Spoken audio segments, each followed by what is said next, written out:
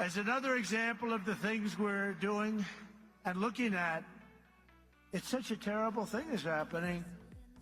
The Panama Canal is considered a vital national asset for the United States of America due to its critical role of American economy, the whole world economy, and also national security. The Panama Canal. Has anyone ever heard of the Panama Canal?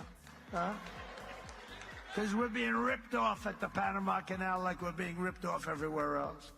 A secure, he just said take it back. That's a good idea. Where do you come from, sir? He doesn't come from Panama. Oh, yeah, good. A secure Panama Canal is crucial for U.S. commerce and rapid deployment of the Navy from the Atlantic all the way to the Pacific. It's an incredible thing, and drastically cut shipping times down to U.S. ports by days and even weeks. The United States is the #1 user of the Panama Canal, with over 72% of all transits heading to or from U.S. ports. Think of that. So we built it. We're the ones that use it. They gave it away. Considered one of the one of the great wonders of the world. The Panama Canal opened for business 110 years ago and was built at huge cost to the United States, and it really is big when you consider the lives and the treasure, the equivalent of $1.2 trillion today. You don't hear those numbers. 38,000 American men, almost all men, they went there to be construction workers and dig. They were diggers, and they were brave. 38,000 men died from infected mosquitoes in the jungles of Panama during the construction period. Think of that. We lost 38,000 men. Teddy Roosevelt was president of the United States at the time of its building and understood the strength of naval power and trade. When President Jimmy Carter foolishly gave it away for $1.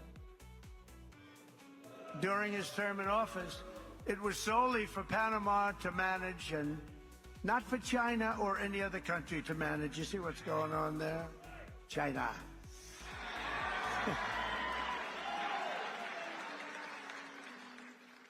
It was likewise not given for Panama to charge the United States, its Navy, and its corporations doing business within our country exorbitant prices and rates of passage, which they do. They charge us like it's a disgrace.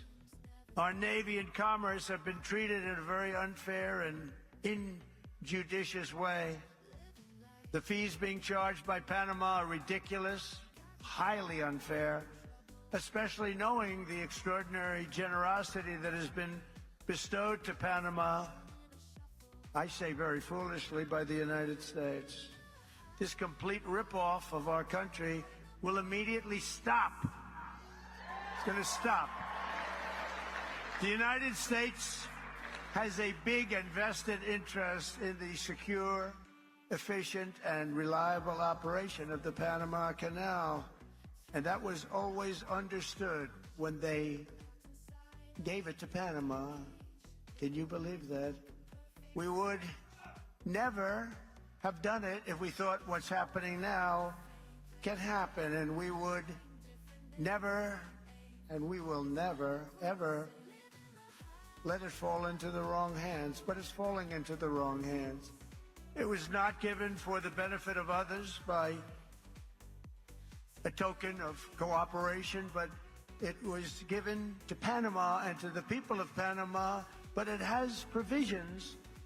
You got to treat us fairly, and they haven't treated us fairly. If the principles, both moral and legal, of this magnanimous gesture of giving are not followed, then we will demand that the Panama Canal be returned to the United States of America in full, quickly, and without question. I'm not going to stand for it. So to the officials of Panama, please be guided accordingly. William McKinley, the 25th President of the United States, was, because of the vast sums of money that he brought into our country, the person really who got us the money. that President Theodore Roosevelt used to build the Panama Canal and a lot of other things. McKinley was a very good, maybe a great president. They took his name off Mount McKinley, right? That's what they do to people. Now, he was a great president, very good president at a minimum. He was a very good businessman. He was a businessman, then a governor, very successful businessman, and then he ran for president, and he won. And he was able to use business principles, and he was a strong believer in tariffs. And we were actually probably wealthiest of any time, relatively speaking, at any point in the history of our country. In the 1890s, we were so wealthy, we had commissions set up what to do with all the money that we were taking in. We had no income tax. We only had tariffs. I consider that to be the most beautiful word in the dictionary.